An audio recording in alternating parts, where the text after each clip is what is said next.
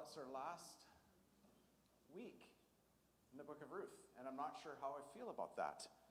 I came into Ruth liking this love story and have gone away with splinters in my mind that will forever change me because the book of Ruth is so challenging. I hope you found it that way. And today, one of the questions that's in my mind that just I can't get out is this. I feel that we as Christians, as peculiar people, have a very unpeculiar notion of what blessing is. Very unpeculiar. You know, a quick look through X, formerly known as Twitter, I don't think that's going to catch on, but anyway, and Instagram found that this blessed thing is trending, hashtag blessed, right? People are saying hashtag blessed all over the place, and I think that's kind of nice. Here's some examples. Just moved into our new house, blessed. Graduated with honors, blessed. Gingerbread housemaking, blessed.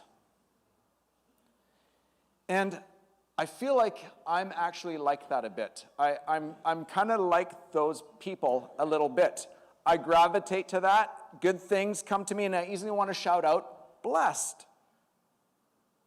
I got a new mountain bike. Blessed. Oh, yeah. Ice cream is BOGO. Buy one, get one. Blessed. Sabbatical. Blessed. But to me, this is not that particular for people of faith. If we look out in the general public and what people are saying, I've looked at some people here. This is a person that I know. She said, I manifested a new car. Blessed. One of my heroes, theological heroes, Dwayne Johnson, the Rock, said, amazing career. Blessed. Justin Bieber, of course, is known for his prolific blessed hashtags. Everything's blessed. What do we do with all this? It seems like blessed means that good things are coming my way. That's what it seems like blessed means. When good things happen to you, you are blessed. God is with you, even God is pleased with you. But when bad things happen to you, you are not blessed. God is not with you, even God is not pleased with you. Is that right? If we are a peculiar people, shouldn't we have a more peculiar understanding of blessing?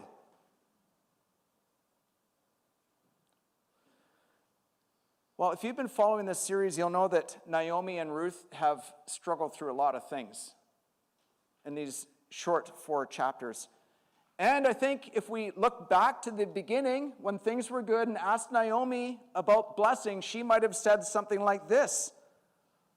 Promised land, blessed. Milk and honey, blessed. Chosen people, blessed.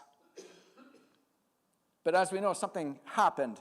Something happened that seems like it shouldn't have happened to chosen people that live in the land of milk and honey and are blessed. Something that says, God is good, and if I'm good, why shouldn't good things come my way? This is confusing.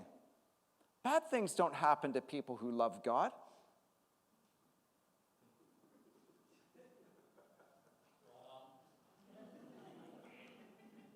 Bad things don't happen to people that love God.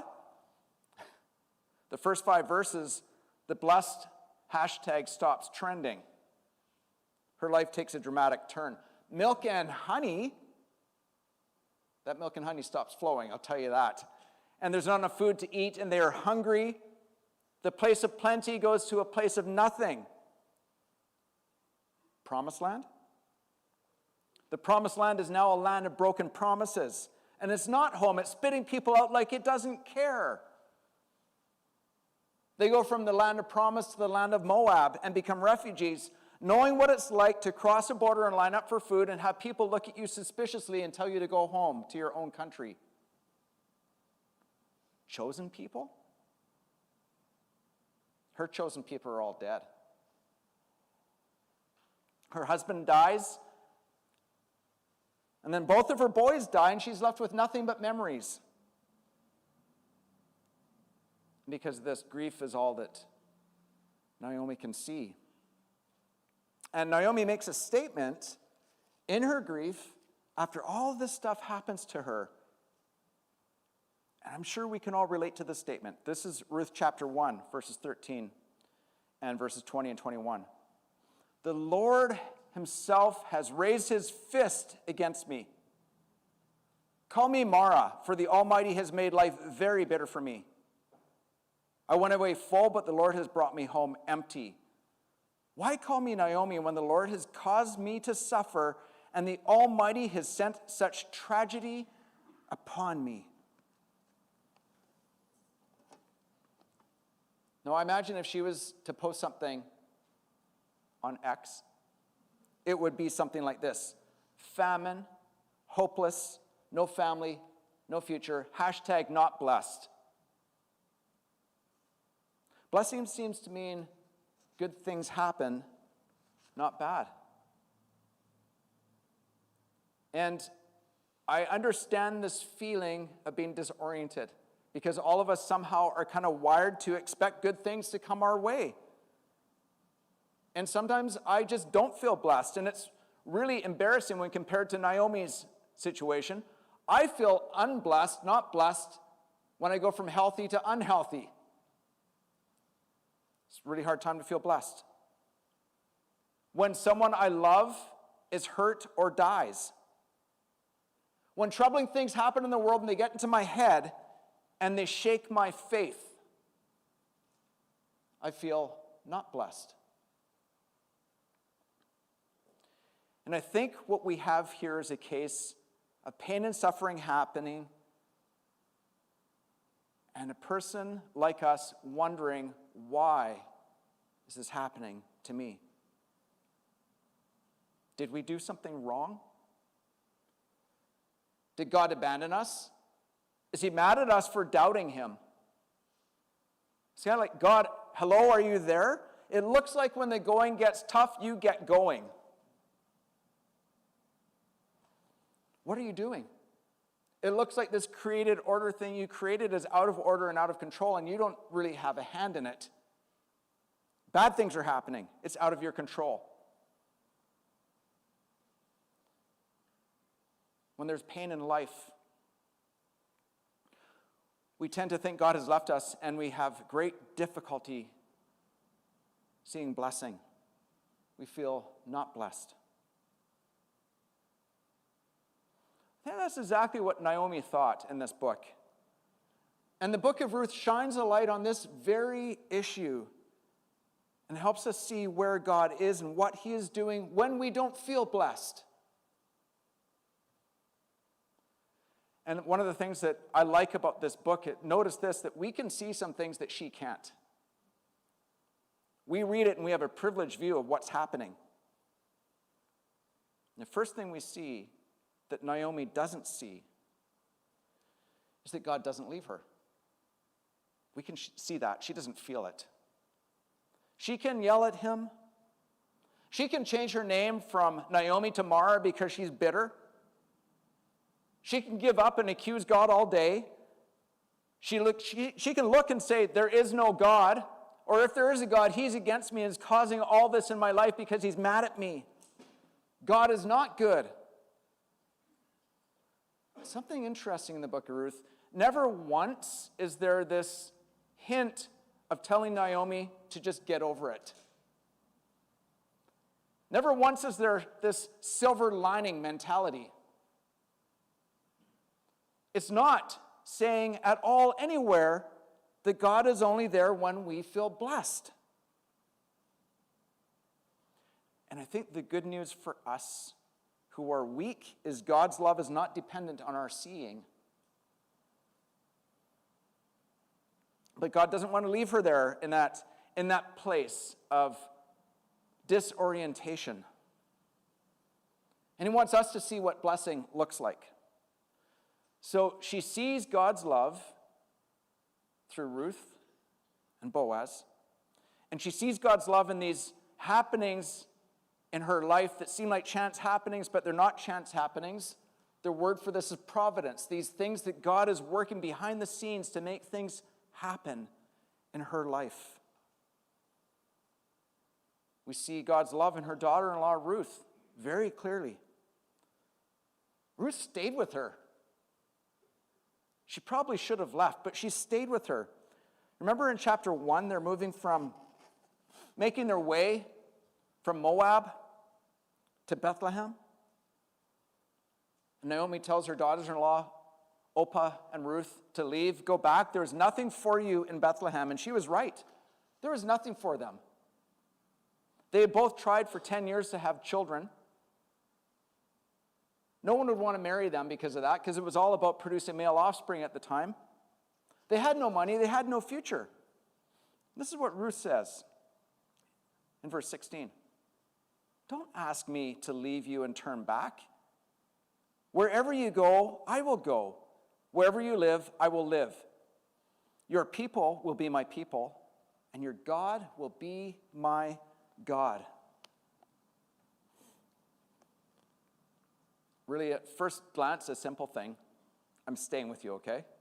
You're kind of stuck with me. I'm not going to go. I'm going to stay. I'm loyal. I'll be with you. I'm not mad at you for saying all these things. I'm going to stay with you. But when we read this, there should be this bit of a aha moment, because this sounds a little bit familiar, doesn't it? This verse, I'm going to point this out to you. There is an identical, almost famous phrase. So this is what Ruth says. Your people will be my people. Your God will be my God. We turn to Exodus 6. And God speaking to Moses as the Israelites are leaving one land towards their homeland. A land that is not their own to the land that is their own. And this is what God says to Moses. You will be my people, and I will be your God. Something meaningful is happening here. You catch it? It's almost the exact same thing, just reversed. There's something profound happening here. And we're supposed to see that God's presence is with Ruth and Naomi. Ruth is representing that for Naomi. Just as God was with the Israelites as they were leaving this place of turmoil and unrest in search of home. So they head back to the promised land, back to Bethlehem. And Naomi sees this love of God for her over and over again. Naomi sees blessing in simple acts of great courage and sacrifice. In simple things. Ruth going to work, looking for food, when it would have been easier just to stay in bed. Wanting to provide, they were hungry.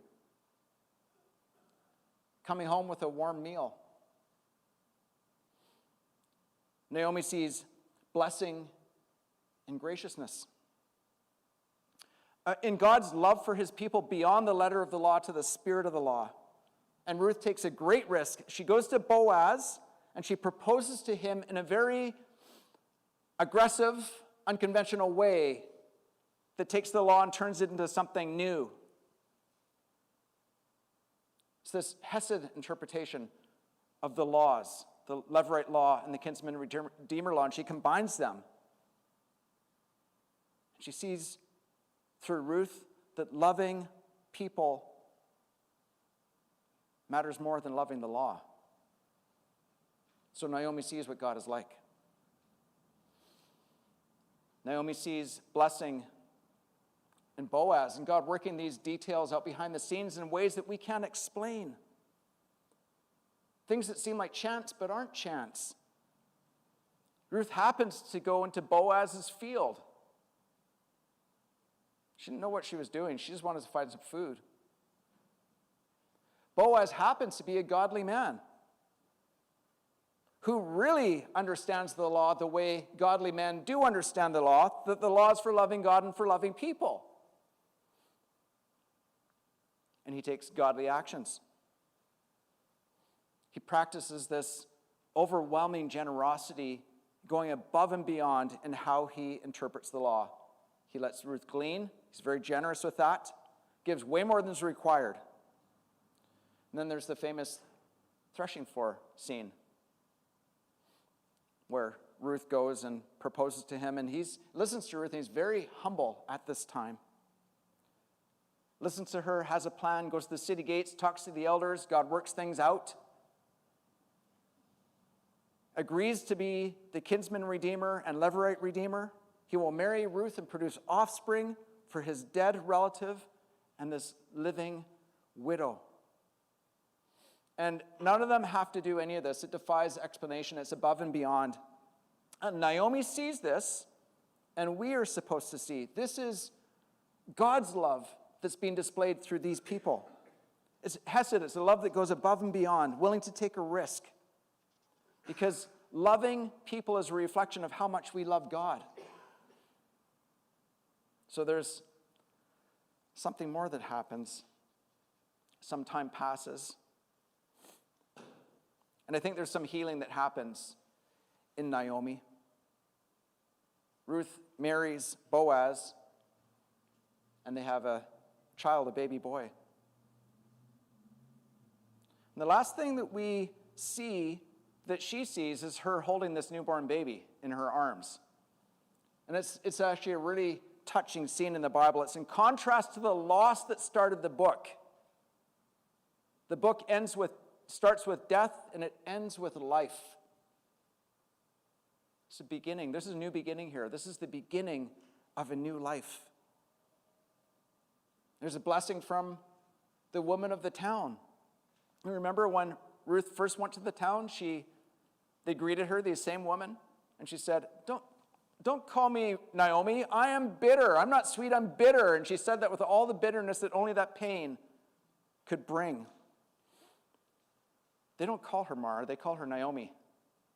They call her sweet. And they have a blessing for her. This is Ruth 4, verses 14 to 15. Then the woman of the town said to Naomi, Praise the Lord, who has now provided a redeemer for your family. May this child be famous in Israel. May he restore your youth and care for you in your old age. For he is the son of your daughter-in-law who loves you and has been better to you than 7 sons.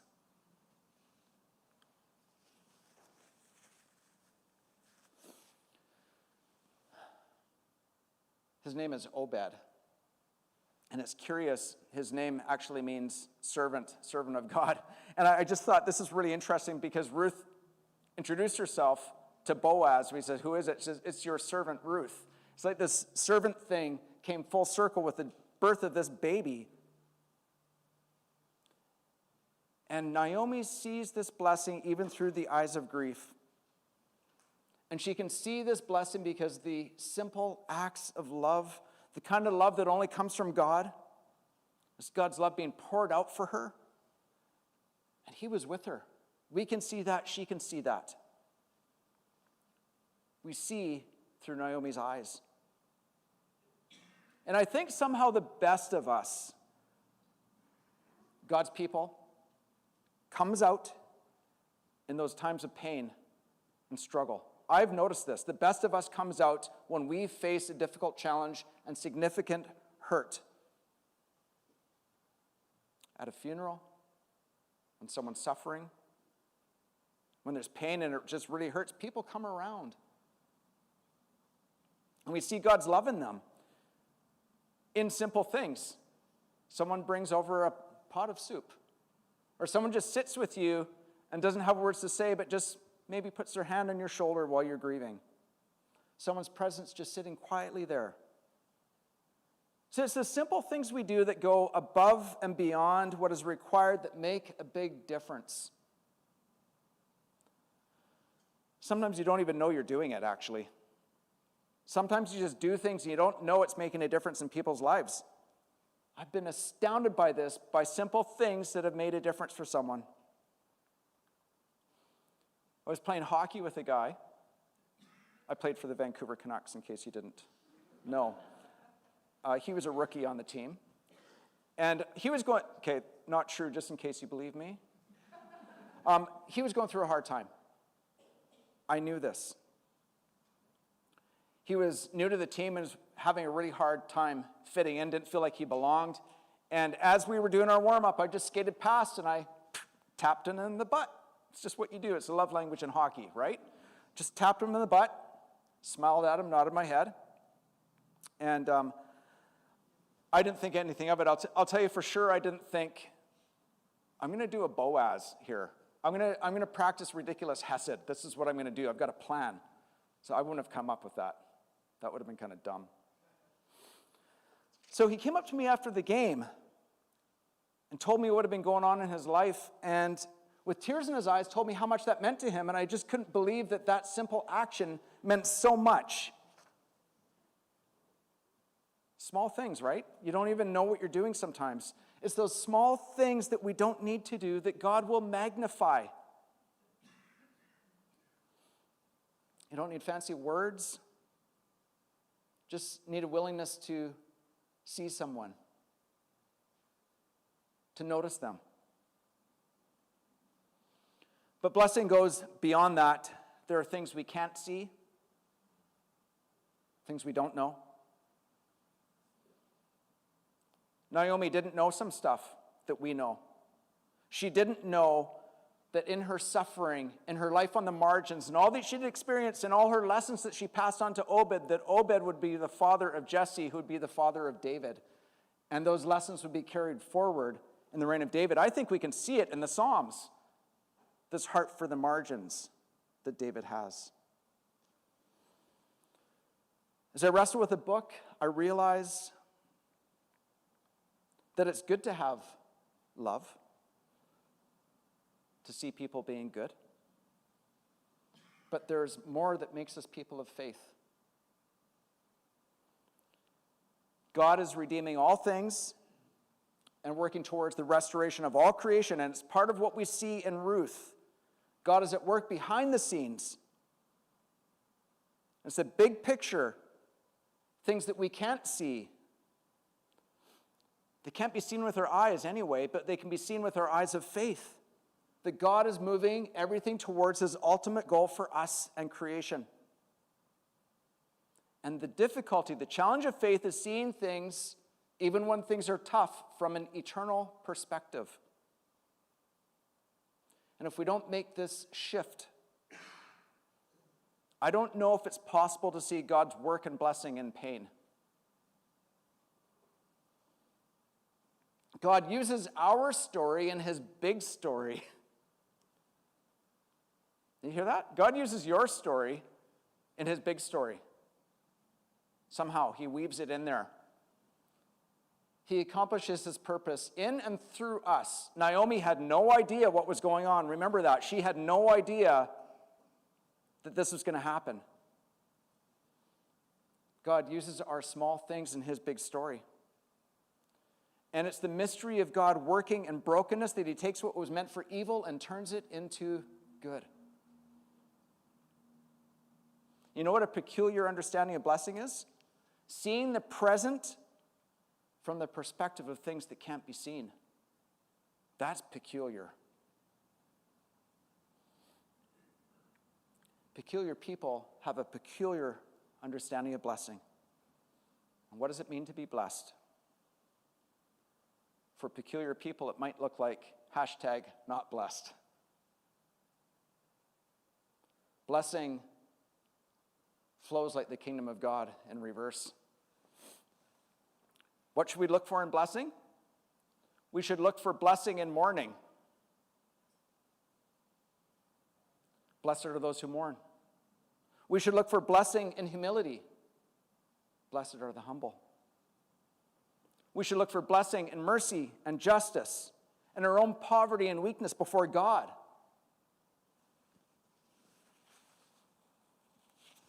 Jesus says in Matthew 5, "In these things you are blessed." Blessing is participating in God's work of redemption with him and both receiving and giving hesed to God and others. And God's hesed is a relentless force and is revealed most clearly in times of struggle and pain and difficulty. That's very peculiar. That's a peculiar understanding of blessing. I find as we are moving into the Advent season, next week actually, you know that? Advent 1 next week. Happens so fast. Who would have known that another baby, the son of David, would come and preach the same reversal of the margins to the center that we see in Ruth? This reversal of blessing. Right? Look at the scene. It's so similar to Naomi. Mary took the baby and pondered these things in her heart. Just like Naomi, holding that baby, thinking about the promise in the future and what life had been, and seeing the world through new eyes of grief and the wisdom that only grief can bring. I wonder if we could ask Naomi today if she had any wisdom for us about what blessing is, what she would say. This lady that's been through so much. Well, I think she would say, look for blessing in the margins, in those unexpected places where people don't look for blessing. Look for blessing there. I think she would say, look for blessing in being part of God's big story in your smallness. You will find blessing there. Your life has meaning because it contributes to God's story, and God redeems that mess. I think she would say, you know that pain? That's where God does his best work.